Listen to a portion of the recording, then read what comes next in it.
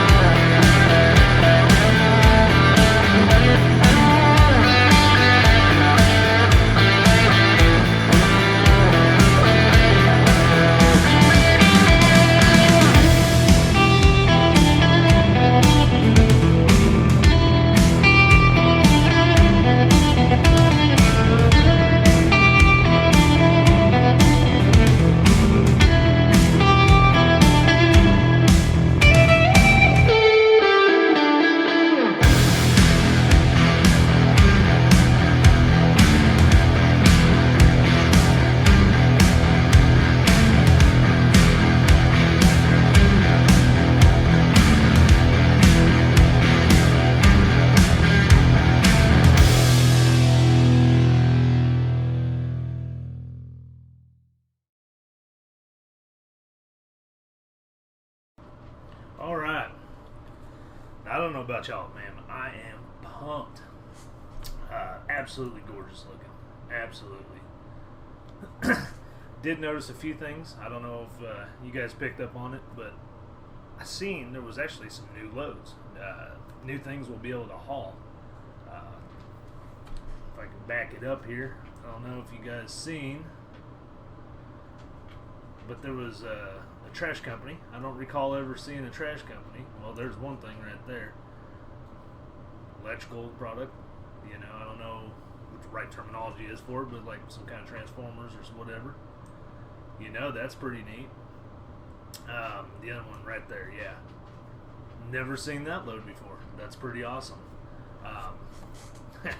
The scenery looks beautiful. That's for dang sure. I do have to say, obviously, as this game has progressed, it's gotten better and better. Of course, the team's gotten bigger and bigger. They got more resources now, and that's awesome. Really stoked about it. But it's definitely probably one of the prettiest DLCs out so far. And I'm sure it's going to be true with every DLC they put out. It's just going to get better and better. But I am really, really excited to play this. Like I said, August 4th is what the planned date is. They don't have a price out yet. I wish they did, but if I had to guess, I'd probably say $12, $15 somewhere in there. But we will find out soon enough. I can't wait. It's going to be awesome. next thing I kind of want to talk to you guys about, I'm sure you probably already know if you've been playing, is they finally released 1.45.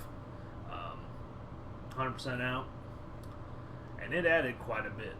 And they added a lot of cool features with this update. Obviously, right here, this had talked about how they'd done a little bit of reworking of the roads there in Wyoming, just because, you know, we had the Montana expansion coming out to make it all mesh up. I did read somewhere in here, I ain't going to read through the whole thing on you guys, but I did read through here they had continued some trails for the Yellowstone Park. I thought it was pretty cool.